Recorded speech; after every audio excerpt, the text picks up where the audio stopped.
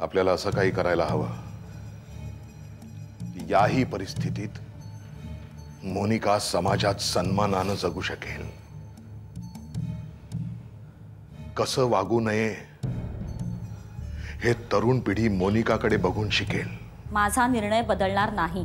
अविनाश सोबत लग्न तू करू नये असं आम्हाला कधीच वाटलेलं नाहीये. उलट तुझ्या सांगण्यावरून आम्ही त्याला चांगली नोकरी देऊ केली. ती कशासाठी? ती तरी धड करायला हवी ना त्यांनी. तुम्ही जर का तिला सांगितलं ना, जे समजवलं ना, तर ती कुणालशी लग्न करायला नक्की तयार होईल. पण मोनिकाला कुणालशी लग्न कर असं आम्ही का सांगावं? म्हणजे काय आम्ही तिला नरकात ढकलून द्यायची का? एकदा का लग्नाची बायको घरी आली ना की प्रत्येक नवऱ्याला आपल्या बायकोचं प्रत्येक म्हणणं मान्य करावं लागतं. मला खात्री आहे अविनाश भरपूर पैसा कमवेल. प्रेम आंधळं असतं असं म्हणतात ते काय खोटं नाही. मला नाही वाटत माधुरीला आपल्या घरात ऍडजस्ट होता येईल. आता हे सगळं कळल्यानंतर सुद्धा जर तिने अविशीच लग्न करण्याचा निर्णय घेतलाय तर हा निर्णय तिने पूर्ण विचारांतीच घेतलेला असणार. आपण सरदेसाईंशी जाऊन बोलायला हवं.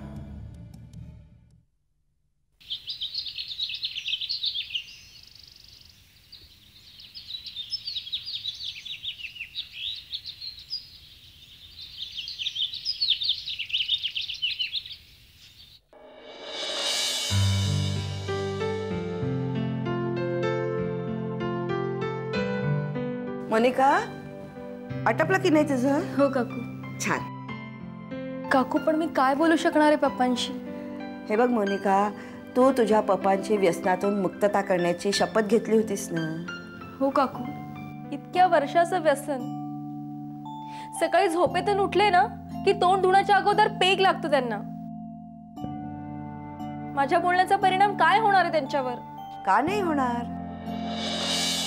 अगं हे बघ, इतक्या दिवसांपासून शरद भाऊजी आमच्या संपर्कात आहेत. त्यांचा खरंच खूप जीव आहे ग तुझ्यावर.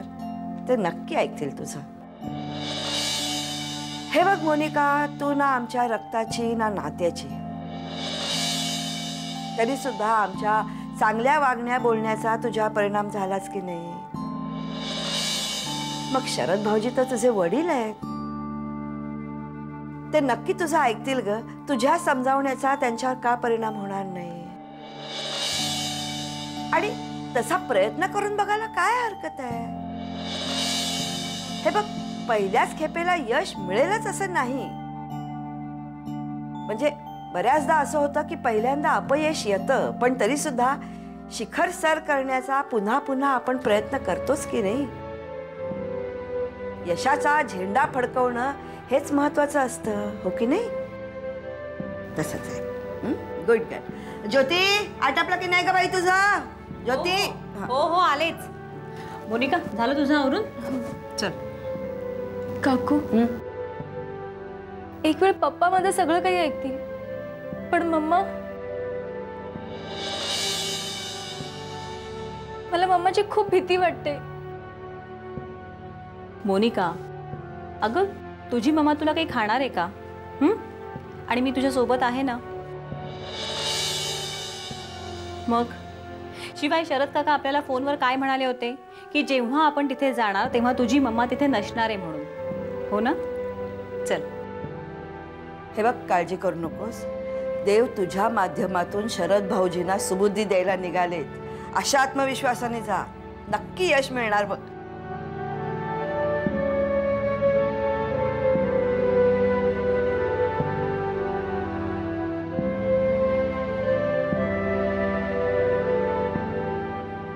परमेश्वरा,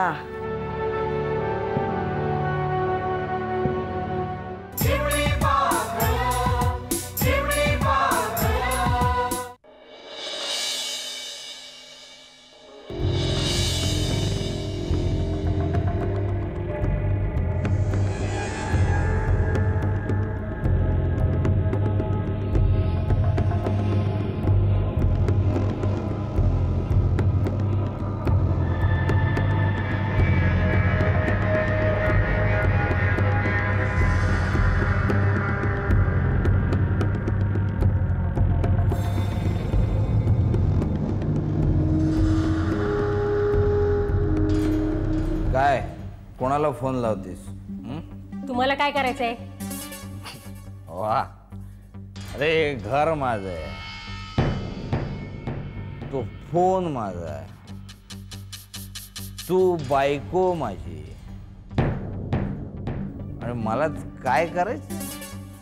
मग कोणाला करायचं? हे बघा, उगाच माझं डोकं खाऊ नका. जा तुमच्या रूम मध्ये जाऊन पडा. एक तुला डोकं नाही.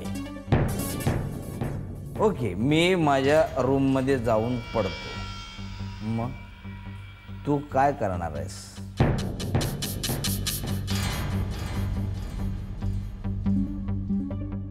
म्हणजे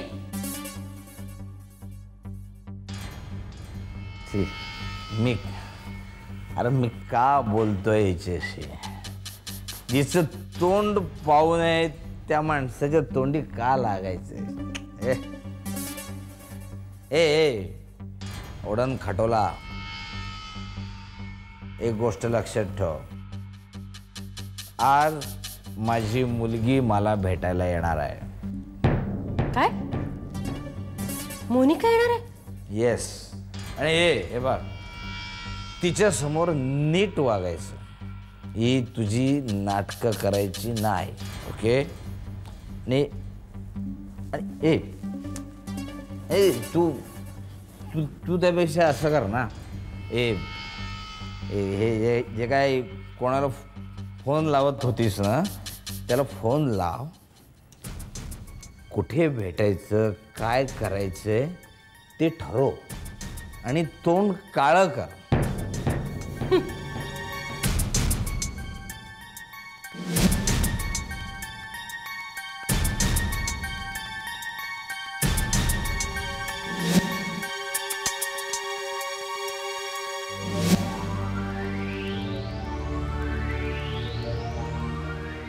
अरे मी पण मूर्ख आहे रे. उगाच बोललोय मी तिला मोनिका येणार आहे म्हणून. आता हा उडण खटोला काही घर सोडून जाणार नाही, घरातच.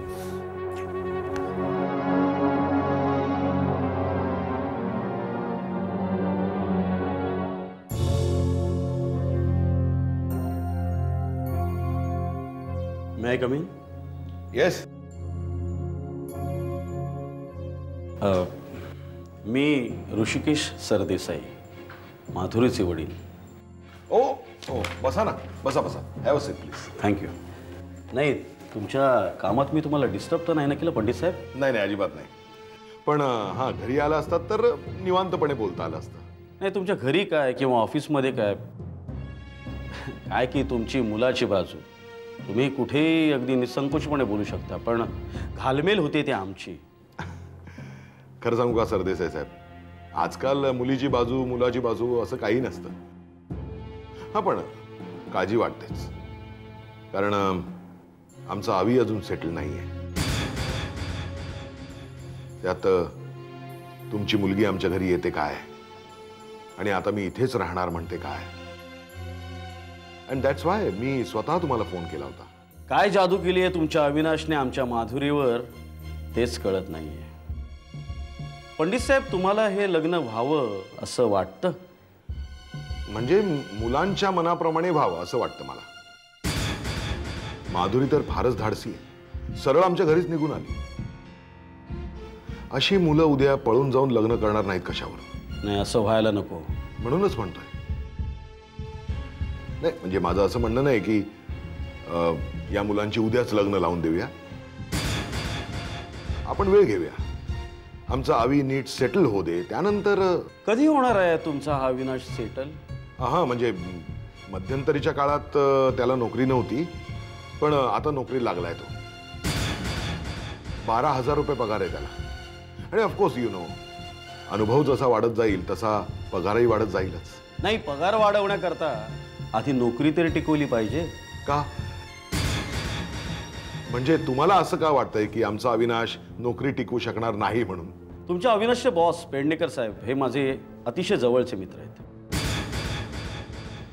पण अविनाश विषयी त्यांचं अत्यंत वाईट मत झालेलं आहे. तुमचा अविनाश सेटल होण्याकरता ह्या नोकरीसाठी मी माझं स्वतःचं शिफारस पत्र त्याला दिलं होतं. पण आता काय म्हणजे आमचा अवी तुमच्या वशिल्यामुळे या नोकरी लागलाय? म्हणजे त्याने तुम्हाला तसं सांगितलं नाही का? नाही. ह्या म्हणजे आधी तर तो नाहीच म्हणत होता, त्याच्या तत्वात बसणार नाही म्हणे. पण नंतर नोकरी स्वीकारली. मग तत्व कुठे गेली? तत्वाचा गाशा गुंडाळून नोकरी स्वीकारलीस, अरे मग ती टिकव ना. या अशा मुलाशी माझ्या मुलीशी मी लग्न लावून देऊ आणि नंतर मग ती खाईल काय? माती.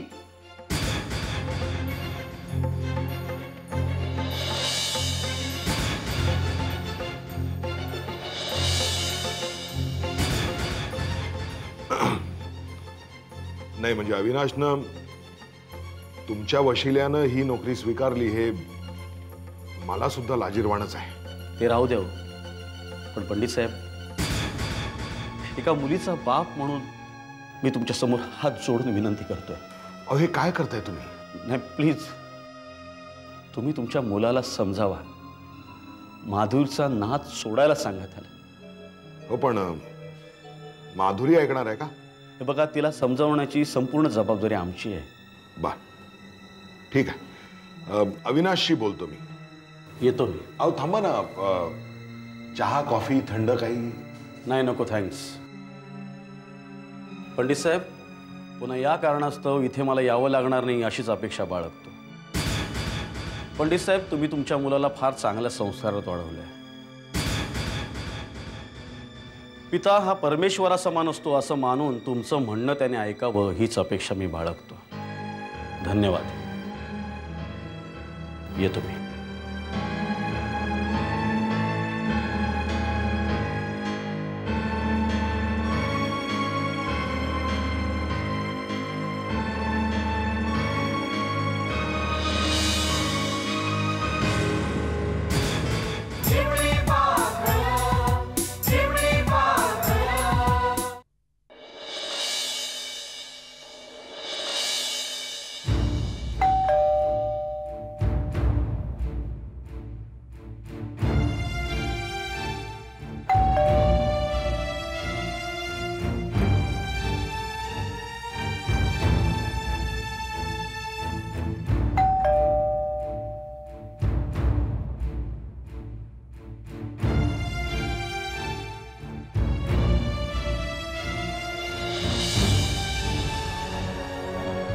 अरे जवड्या आलास का रे बाळा? अरे ज्योती, तू पण आलीस बेटा. ये वा ये. मोन्या, अरे किती दिवसांनी बघतोय रे तुला. खूप बरं वाटलंय. खूप बरं वाटलं.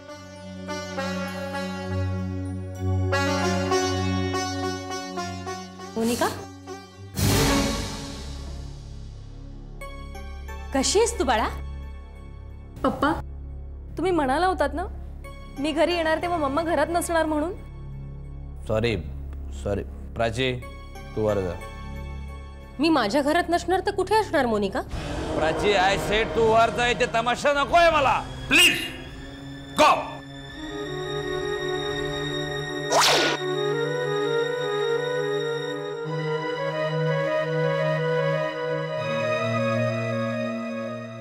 सॉरी हा बेटा, सॉरी. ज्योती, तू मम्माजवळ थांबतेस? मला पप्पांशी काही महत्त्वाचं बोलायचंय, काही कमिटमेंट घ्यायची. मम्मा आली ना खालती तडमडायला, मग आम्हाला बोलू नाही देणार ती. ठीक आहे, पण जे काही बोलायचं आहे ते नीट डोकं शांत ठेवून विचार करून बोल. जाते मी. कम कम कम कम कम बेटा. तुला माहिती नाही अगं, घर ना सगळं भरून गेल्यासारखं वाटतंय ना. तू तू तू बोल ना, काय तुला कमिटमेंट पाहिजे बोल.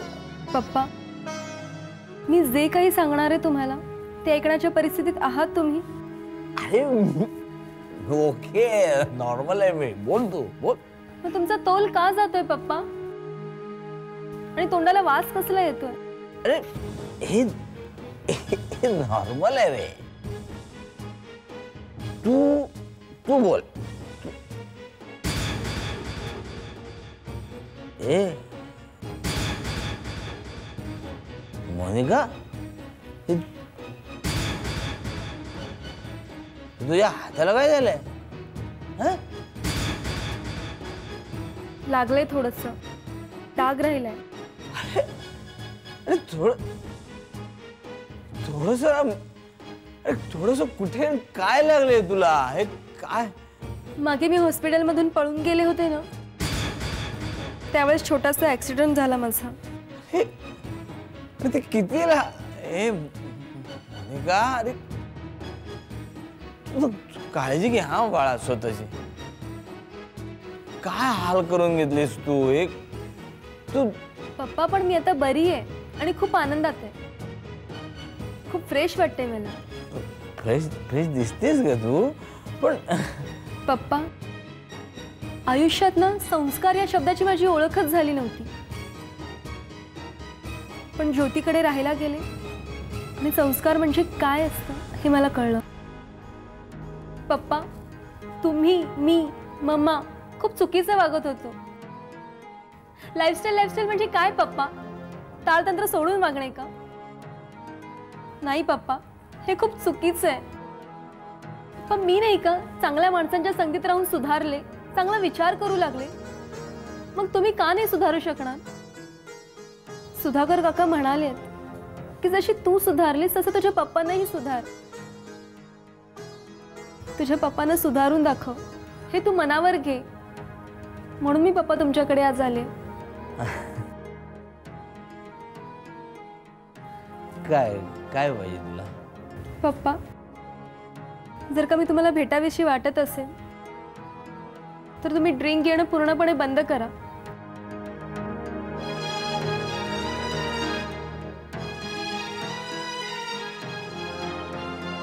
शक्य असेल ना पप्पा, तर माझी शपथ घ्या हे की पुन्हा तुम्ही कधीच ड्रिंक घेणार नाही म्हणून. हे मोन्या, अरे तू तू पाहिजेस बाळा मला. मी मी सोडणार का? मी ड्रिंक्स घेणार नाही. हे मोन्या मोन्या, तुझी शपथ, तू पाहिजेस रे बेटा मला. कोण आहे तुझ्याशिवाय मला? तू पाहिजेस ग मला. सोडला, प्रॉमिस प्रॉमिस. तुझ्या पप्पाने ड्रिंक सोडलाय बस.